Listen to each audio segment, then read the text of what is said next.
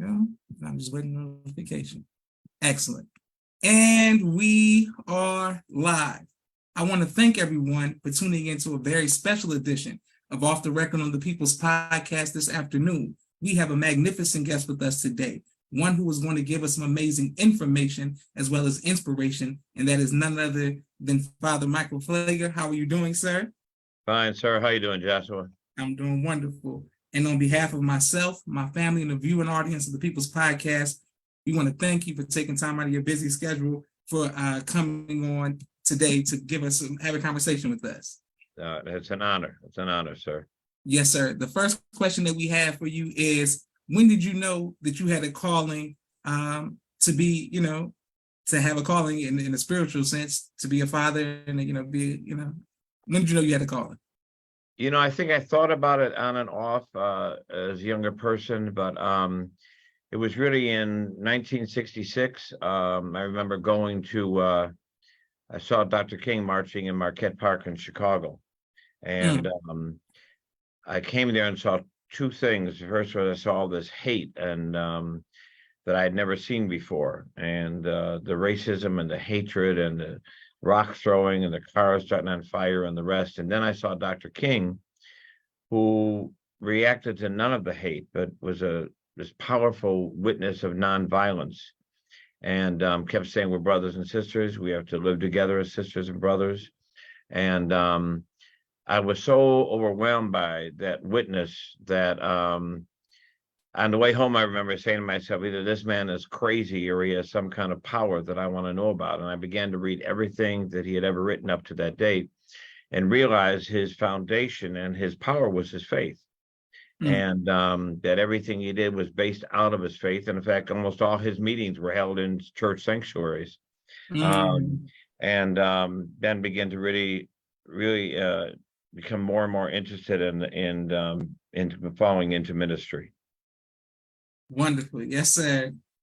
Yes, thank you. Wonderful. And what advice would you give to the younger generation about how important faith has been to you and in your life? Well, I don't think that you can really bring transformation in society unless you're rooted in faith. I think faith, whether it's Islam, whether it's Judaism, whether it's Christianity, whatever it may be, and interestingly enough, all three of the holy books, the Quran, the Torah, and the Bible, have very common principles in all of their foundations. We like to focus on the differences, but our common principles of love and respect and honor and servants. But I think anybody who wants to accomplish any real transformative change has to be rooted in faith. Now, you may not have to go into ministry, become a minister or a rabbi or a priest or whatever, or an imam, but you've got to, I believe, to be rooted in faith. Otherwise, I believe you would somewhere along the road either sell out, get bought out, or get compromised, because there has to be rooted in something that is bigger than you. There's a power greater. We're not fighting flesh and blood, but powers and principalities. And if you don't have the power and the principality of your faith, of the Spirit of God working with you and that you're under, I just think you'll someplace walk away from it. But if you know that, I read the end of the book, love wins, justice wins, peace wins. So if you know that the fight's fixed, you keep fighting. Beautiful. Yes, sir. Excellent perspective. And thank you all, the people who are watching all across the country. Sister Miriam says, peace, family. Roosevelt, thank you, Roosevelt. Always showing love. Thank you, Mimi. Thank you, Sister Shia. People saying peace. Assalamu alaikum, alaikum salam. And thank you all for watching. Can't wait to put this on YouTube.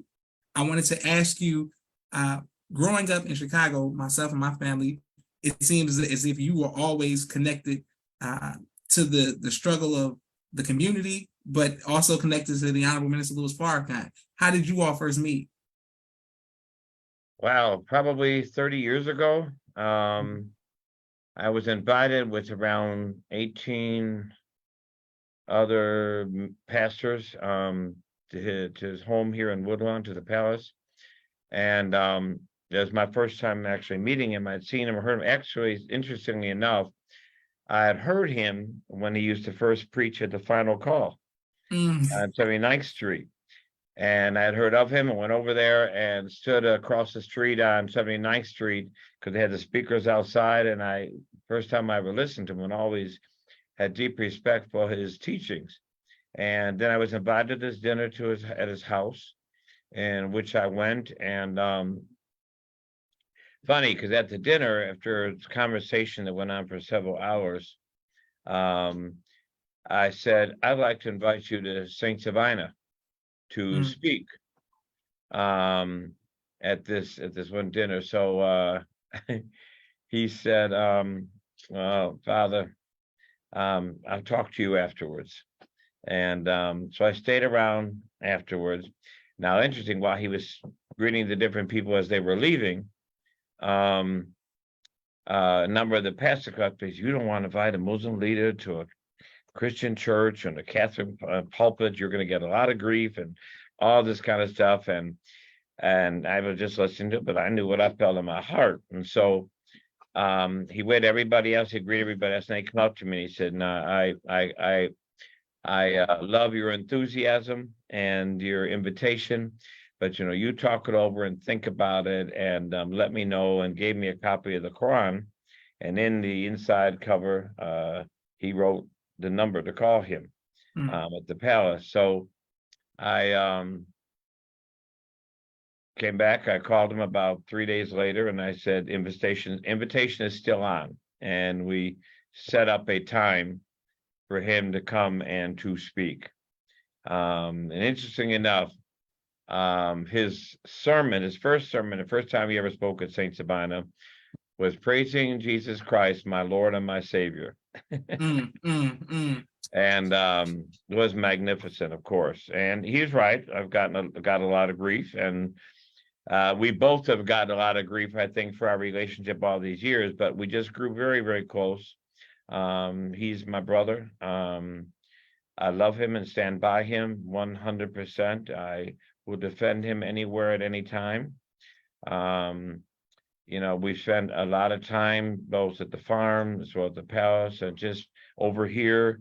He's come over here in an afternoon, and we just sat and talked for hours, and spent days at the farm.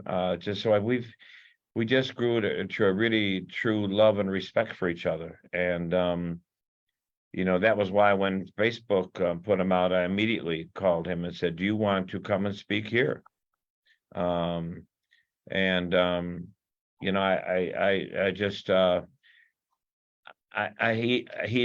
my brother, and in faith and in the flesh. He's my brother, which I love dearly. And he is one. I've always said, believe that Minister Farrakhan is one of the most misunderstood and misrepresented people. And I understand that because I know in my own life, when you're speaking truth, we live in a world, and we certainly live in a country that's not ready for truth. And so when they can't come against your truth, they will come against the messenger, and they will try to destroy the reputation, so people won't listen to the truth. And I get that, and I understand that, and that's fine.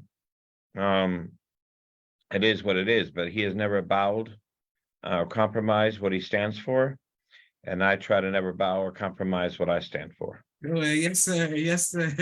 Beautiful. And thank you for your stance. And on behalf of myself, my family, the viewing audience of People's Podcast, we thank God for you and the sacrifices that you made, your family, as well as your congregation, to stand on truth in Chicago and throughout the country, but it's primarily in Chicago with your work. What keeps you going? And what the media is like, this is Chirac, it's tore down, it's violence. What keeps you going every day in the city? What keeps you motivated? My faith. It really is my faith. I mean, I believe, I wake up every morning and in my prayer and in my consecration time, try to ask God to use me and to work through me, and to keep me committed and truthful to him and to what I believe, and not compromise in it. And that's my strength. I mean, I tell people all the time, I said, because of my faith, I'm a prisoner of hope. So unless I wake up in the morning and God says I quit, I have hope and I keep going. And because I know God is still at the end of the day, God is still God, and That's He's right. almighty and He's omnipotent, and that everything eventually that is not of Him has to bow down before Him. And so that's what I will live on, is my faith. And even, that doesn't say you don't get frustrated, doesn't say that you don't get hurt and you don't shed tears sometimes. Last week I should shed tears just a couple blocks from here when there was a shooting, and some young brothers got out of a car shooting and shot a father, a 2-year-old baby, and the mother. And the mother died. The 2-year-old baby was shot and had to have surgery. But thank God he's alive. But I stood there weeping that somebody, what kind of a human being, aims a gun at a 2-year-old and shoots at them? But it's one who has lost their conscience, lost their humanity, and unfortunately lost their love for themselves, not anybody else. So that's the world in which we live. So it'll cause you to weep, but at the end of the day, just like our job is to plant trees, we don't plant them so that we can eat off them. We plant them so that some generation coming will eat the fruit off them, and that's our responsibility. This is a marathon, and each generation has to carry the baton for their generation. That's right. And for their time, and then we pass it on. But while we have it, we must do all that we are called to do, and be willing to pay the cost and of discipleship. And Alan Bosek from South Africa once said that when we get to heaven, that God will look at us and say, "Where's your scars?" Many people say, "Well, I have no scars." And he said he believes God will say, "Was there nothing worth fighting for? Was there nothing worth dying for?" So we get scars along the journey. But that's what discipleship is all about. That's what our faith is all about. For those of us who are Christians, Jesus says, "Come follow me." Well, where are you going? To Calvary, to die. That's right. That's right. If you're not willing to go to Calvary, then you're not really ready to follow Him. Beautiful preaching, Father. And people are showing you love all across the country. Thank you, Sister Sonia. Sounds like Sister Sherry Pearl. We do thank God for your sacrifice, Father Pfleger. May God continue to strengthen you. Sister Audrey says, what college? Okay, so she has a question. Okay, boom. We come to that question as well. That's on the list, Sister Audrey. But I wanted to ask you the famous picture that's on Facebook, YouTube, when you Google Father Pfleger. It's a picture of a Black Jesus behind you. Yes, sir. What went into you having the heart to post that? I mean, to have that painted, behind you. Well, one of the racism has many, many forms, and white supremacy has many, many forms. And if you continue to always portray God as white, there's an intention to that. That's not by accident. So that you see white as superior, white as God, white as author of life. And that's, first of all, that's not true. I mean, I don't think anybody has a Polaroid of Jesus or of God the Father.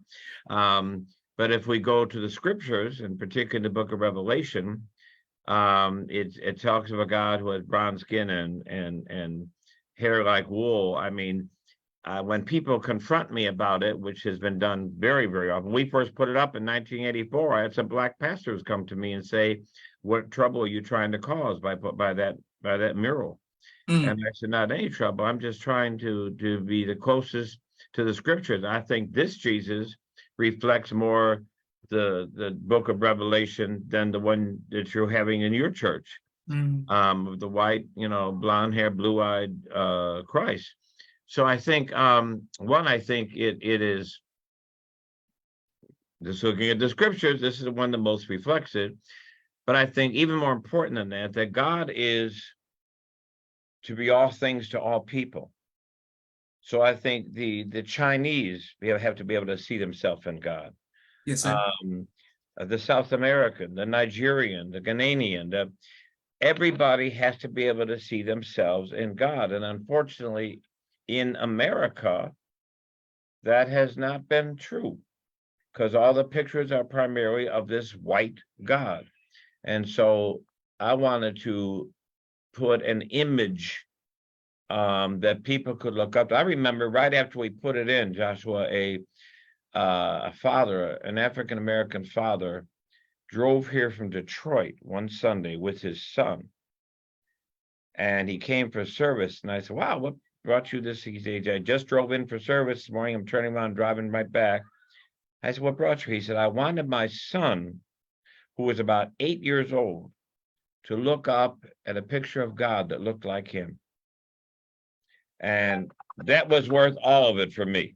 That was worth all of it right there. And I can't tell you countlessly how many times since then, since 1984, people have said similar things, that I can look at that God and see a reflection of myself.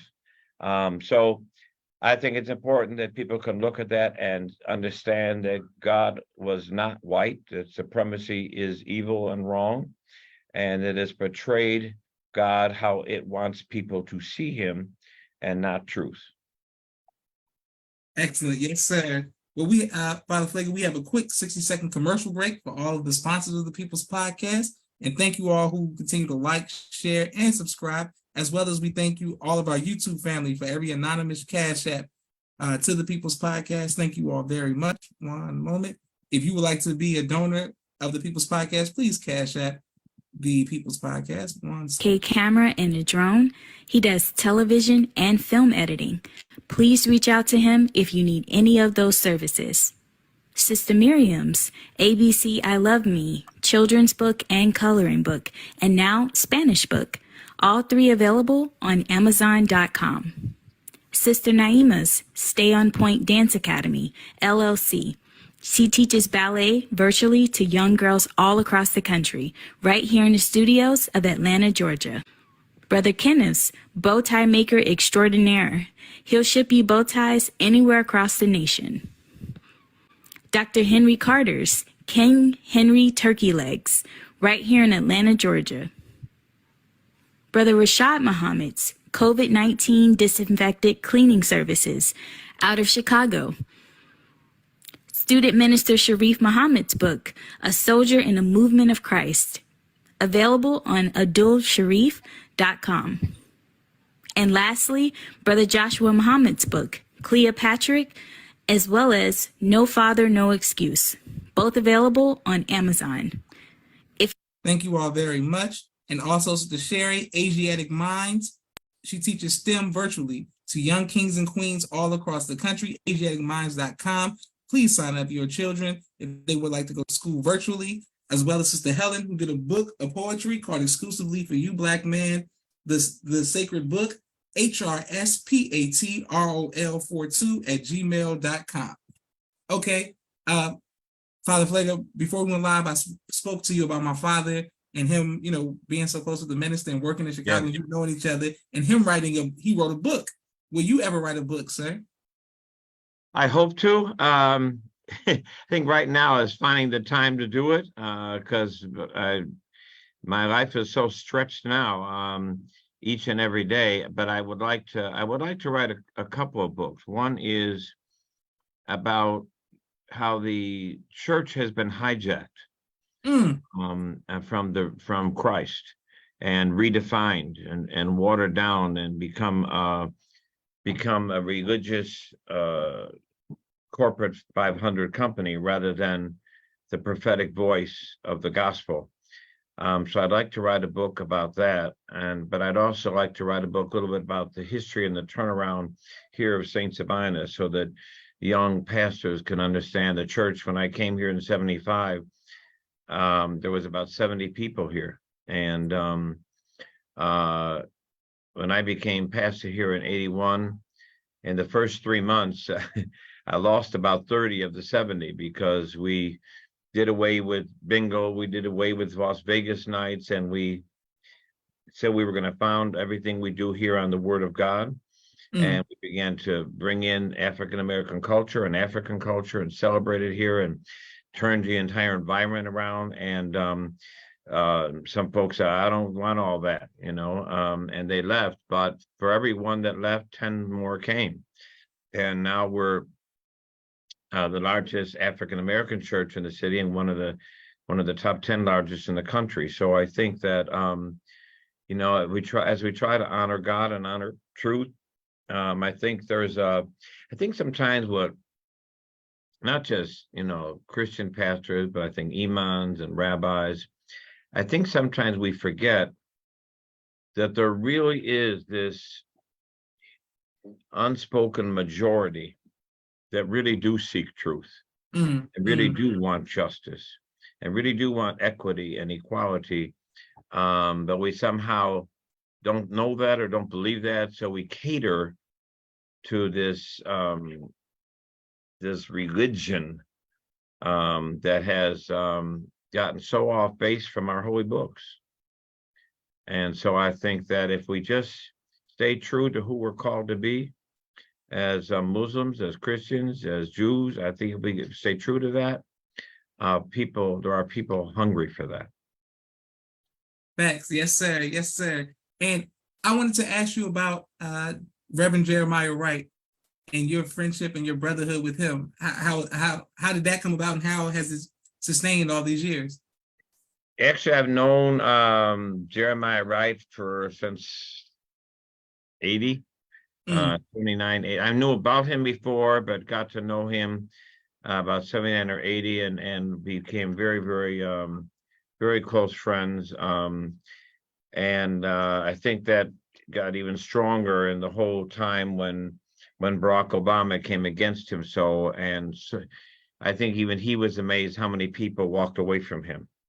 The love for Obama caused them to dislove Jeremiah Wright and walk away from him. And from the moment that happened, I stood out and was strong. And then, of course, it was but a few months later that Obama disowned me because of a speech I gave about racism and about the election. And so I was called the same thing as Jeremiah and backward thinking.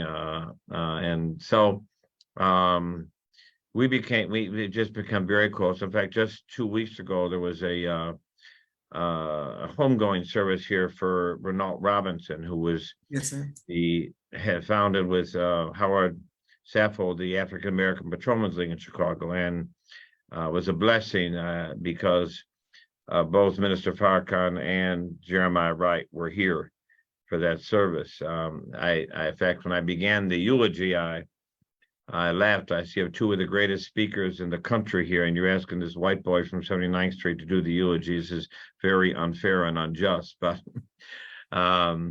But yeah, we've several times I brought the minister to Jeremiah's home a few years ago, and we spent a lot of time together in the afternoon. But Jeremiah has been a dear friend and pastor to me for many, many years. Wonderful. Excellent. Yes, sir. And I wanted to ask you, I didn't know that about Obama denouncing you. I didn't know that. Oh, yeah. Yes. It was actually a speech that I gave at Trinity about during the election campaign when I spoke about Hillary Clinton's crying. And I said, I believe it was for real, because she thought she had it. I'm white, I'm entitled, my husband's Bill Clinton, and here comes Barack Obama out of nowhere taking her parade away. So, unfortunately that night, Bill O'Reilly and Sean Hannity were listening to my sermon at Trinity, and it went viral the next day, and then they both condemned me and on Fox, and then of course Barack was so concerned about stepping away, not to have any conflict come to him. So it is what it is. I don't apologize for anything I say, unless you come to me and say, hey, this was an error, and show me that I'm an error. I'll be the first one to apologize. But for what I believe and what I stand for, I'm going to stand for it. And if whatever we say or do. And I think that's one. I think that both the minister, I think Jeremiah Wright and myself have always tried to stamp, we know that with it comes cost, and with it comes sacrifice. And, the Bible says, blessed are those who are persecuted for my name's sake. That's right. And it's okay. It's all right. It's not easy, but it's right. Excellent. Well, speaking of that, the phrase now, the term that people use is called cancel culture. Right. How have you, been, canceled, if you will, or people, how does that not affect you when people, try to, denounce you or ostracize you? What advice do you give to others who may be in fear of being canceled? Well, I think, first of all, you've got to acknowledge, if you are going to be true to God, it's going to happen. Jesus was canceled. That's right. Jesus was killed by the government and religion. We look back and see all the martyrs of history, who have been killed, from Malcolm and Medgar and Martin and ongoing still today. That's right. We live. This is not heaven. This is, I believe, from the Christian standpoint, the real purgatory, the purging place. Yes, sir. Yes, sir. We have to make decisions. And I have preached here. It was very funny because literally within the same month, the minister and I both preached about we're at Armageddon, the final battle of good and evil, and I believe that wholeheartedly. And so I think you got to understand, you are going to be lied on, you are going to be betrayed, you will have people walk away from you who you thought stood with you. But that's the cost of it. I mean, at the end of the day, I think we have to, all of us, whether we're Christians or Muslims or Jews, we got to ask ourselves, who do you want the amen from? The people around you or from the God above you? And we want God to say, well done, good and faithful servant. Yes, sir. It's not about what people think. People will come and go. People will look at Jesus. Hosanna on That's Sunday. right. Crucify That's him on Friday. That's right. If that wasn't a reality check for all of us, that will happen in life. But if you're not willing to go through what it costs to stand for what you believe, then you really don't believe it. We have to, all those crazy books, I'm okay, you're okay, How to Win Friends and Influence People, all those ridiculous books. Who are we here to please? We're here to please God. We're here to serve God and to love God's people and serve God's people. And the scriptures say you can't say you love God whom you do not see. That's right. And love your neighbor whom you do. So I think it will happen. And does it hurt? Absolutely. Is it painful? Absolutely. But at the same time, is it part of the journey? Absolutely. Beautiful. Thank you very much, sir. And people are showing you love all across the country. So Audrey said that's right. My sister Miriam says teach. Beautiful. Sister Naima says facts. Marie says the power of the universal truth. Wonderful. I wanted to ask you about fear. Have you ever been faced about fear? Yes. Have you ever been faced with fear? And if so, how have you overcome that fear? Absolutely. I have been threatened constantly. I get in any given week, I get 3 to 5 hate letters. I've been threatened after the last time that Minister Farrakhan spoke here after the Facebook thing. I was called by a Jewish rabbi who told me that there's a group of us who will spend the rest of our days seeking to destroy you until you publicly denounce Louis Farrakhan. And I said, I will never, ever, ever do that. And it was just months after that when they came out with the first accusation. And then by a Jewish lawyer who had family on the Holocaust Museum board. and went through this, twice with the same lawyer.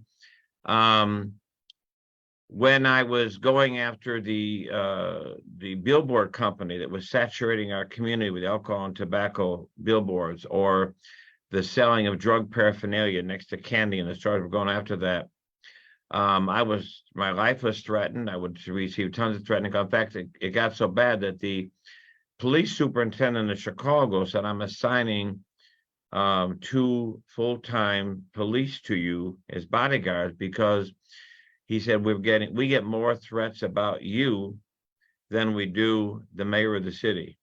And for 10 years, I had about 2 bodyguards. And I resented, I didn't want that, but he said, "This is not really your decision, it's ours, because I'm obligated as a police superintendent to protect individuals, the city, and the rest." It's interesting because just this week, I received a threat that went through one of our local TV stations, and they notified me Sunday night. And now it's been handed over to their security and to the police department, who are investigating it right now. And just got some pictures of the possible individual today. But so fear is real. I remember, oh my goodness, in the 60s, we were integrating a school in Chicago. And we were getting on the bus, and we had been trained to come and protect the children who were going to be the Black children who were coming to the school. And we were representing a line of security for them to walk in. And the person said, as we were getting on the bus, "If you're not prepared to die today, don't get on the bus." And Joshua, my first response was, "Is there another bus?" My head. I think the stubbornness said, "You're not going to let anybody know that you're not ready to answer this question." And I got on that bus, but it was an amazing moment of revelation, because it became the moment to say, I had to come to grips with the fact, are you prepared to die for what you believe? And I had to come to that place of faith. Also, when one of the times when I was getting a lot of death threats, my oldest son, I had adopted 3 sons, and my oldest son, one night we were eating, and he said to me, "So, Dad, if something happens to you, what happens to me?" And it just was a whole new, kind of thought process I had to go through. And I actually had to put in place for my 3 sons, if something happened to me, who would take care of them. Those became very real, reality factors and checkpoints for me in life. But again, I think fear is real in life with all of us all the time. There's different things that come up and try to make us afraid. The enemy, that's one of the things he works on, is fear. But our faith has to overcome our fear. That was my main message through all of the pandemic. Are you going to run on the fear of this pandemic, or are you going to run on your faith?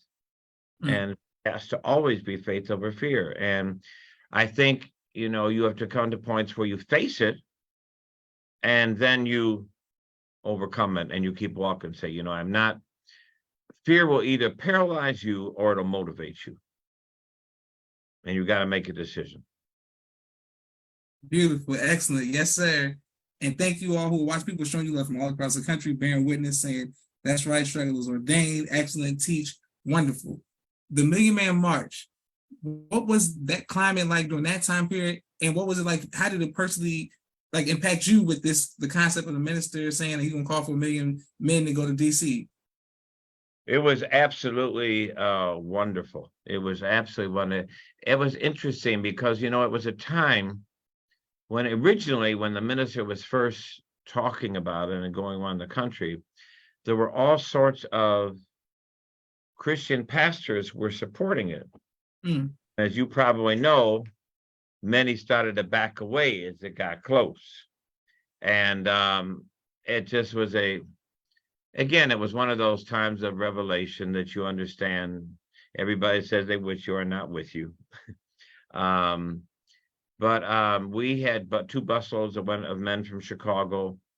And I flew out there because I couldn't ride the bus because of an event we had here that I had to leave that morning for. So I had the privilege of sitting on the stage. And I tell you, looking out at that million men gathering, yes, you know, there was no issues, there was no violence, there was no problems. Yes, everything was it was just a beautiful day. But it's etched in my mind forever, sitting there and looking out and seeing this beautiful ocean of brothers in unity and in the power of unity and in faith. It was a wonderful experience. And it's funny because I was supposed to be going back that evening and flying back for something here the next morning.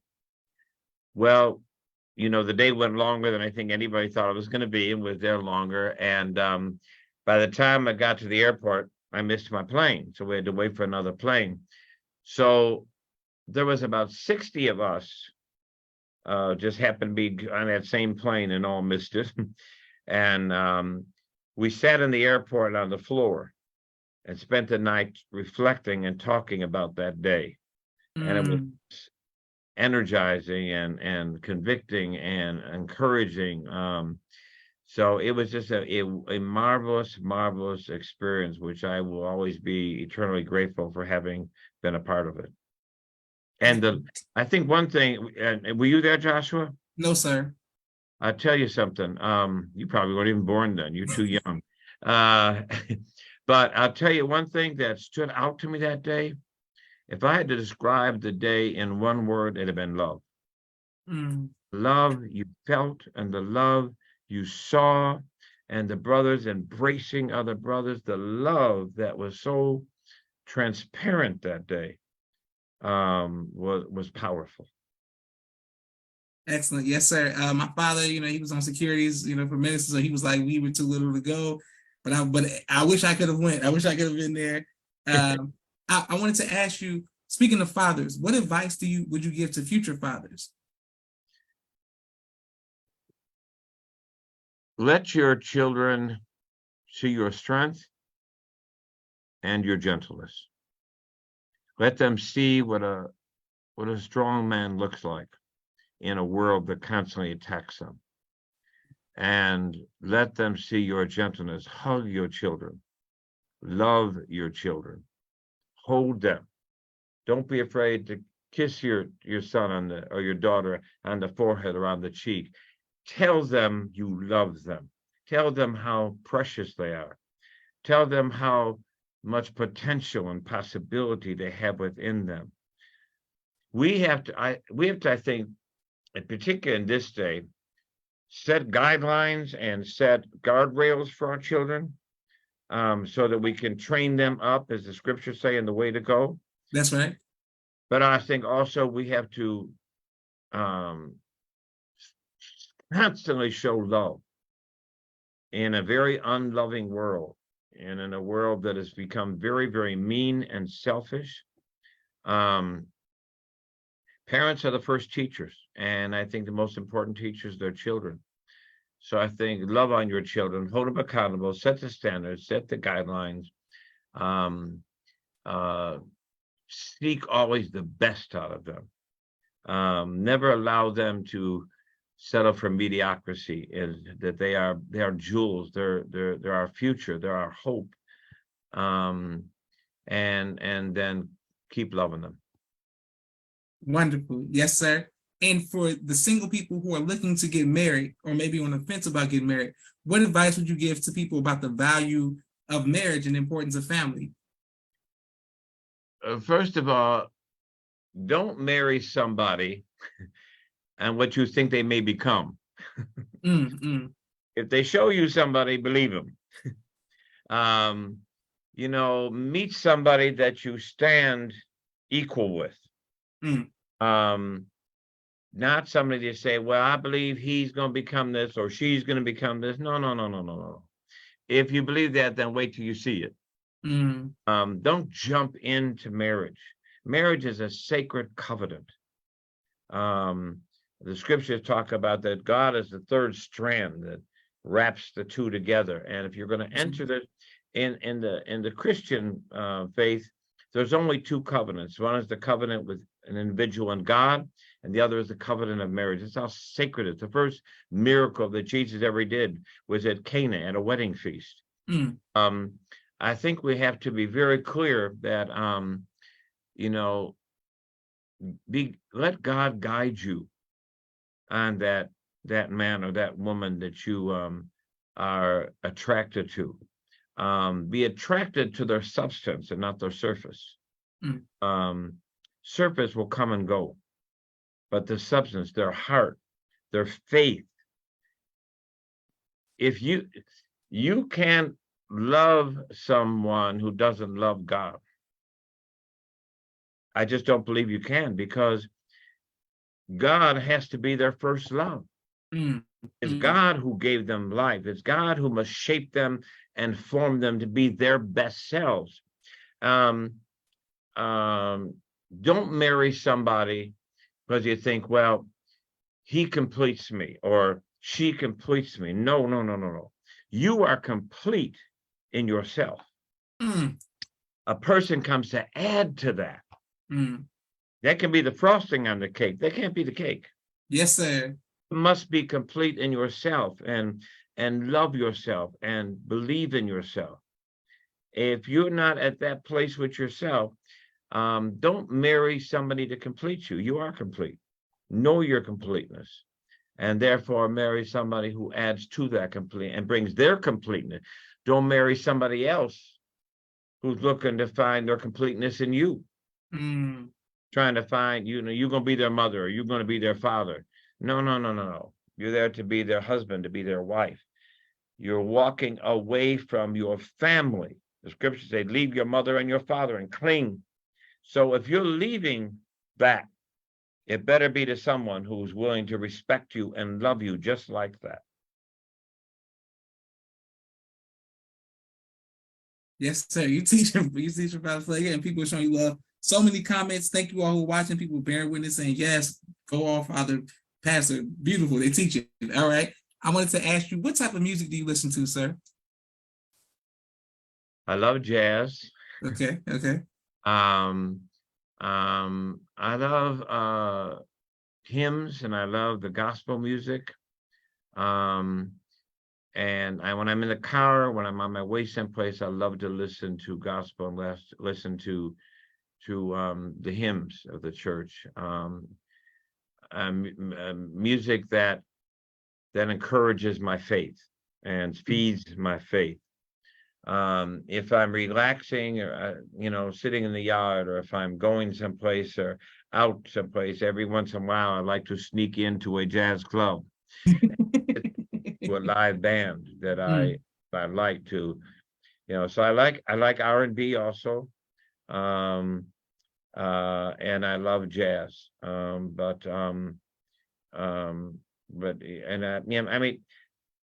have to be honest, I love probably most all forms of music except country and Western. Has never been something that I love. I love R&B. I'll listen to some classical. I listen to jazz. Listen to some pop. Listen to some hip hop. I mean, I love one of my staff members here. Lukman Muhammad. That's right. I love he just performed in our church last Friday. Wonderful. But I love hip hop in its what it was called to be. It's where it becomes prophetic, where it becomes truth. I think Tupac was a prophetic voice. That's right. That we lost way too soon. So I love most forms of music that is positive and life-giving. But probably jazz is, in terms of just relaxing, that's probably one of the best for relaxing to. But all forms except country and Western. I have to God has to work with me on that. Yes, sir. Well, might I suggest there's a singer by the name of Chris Stapleton. Mhm. If you want to just somebody try to put you on to some country music, he has a great He'll open for me. huh? He'll open that door for country. Oh no, Chris Stapleton, oh for sure. Chris Stapleton, yes, sir. He would help you out right in there. Yes, sir. Oh. Okay. And we have two more questions for you, Father. People okay, thank you for everyone who was watching. Thank you for everyone who continues to show love to the People's Podcast. Yes, sir. Your legacy. What would you like your legacy to be, sir? I think that I tried to live my faith. That what they, I want them to be able to say that what they hear me preach, they also see me live. Mm. And that I was a person that tried to be consistent in my truth and consistent in my service of people. I think that's and true to my belief and trust in God. So I think that's hopefully what people would be able to say about me, and try to leave. I think anybody, who's in any kind of leadership role should try to leave some blueprint of how they try to do that and who was the source of their strength, and their trust. So that's probably the legacy I want to live. I try to be a servant. I try to be true to my faith and try to be consistent in what I said and what I did. Wonderful. Excellent. Yes, sir. Well, God willing, Father Pfleger, the next time I'm in Chicago, I will try to reach out to Luke Mine and them because I would like to meet you in person. In person. Yes, sir. I got to meet you in person, and because there's so much more questions I wanted to ask you. And thank you for all the comments and the questions. We're going to let Father Pfleger enjoy the rest of his day. You've been phenomenal, sir. And hopefully we'll hear from you again when you have time. This is Joshua Leonard Muhammad signing off. Assalamu alaikum, brother.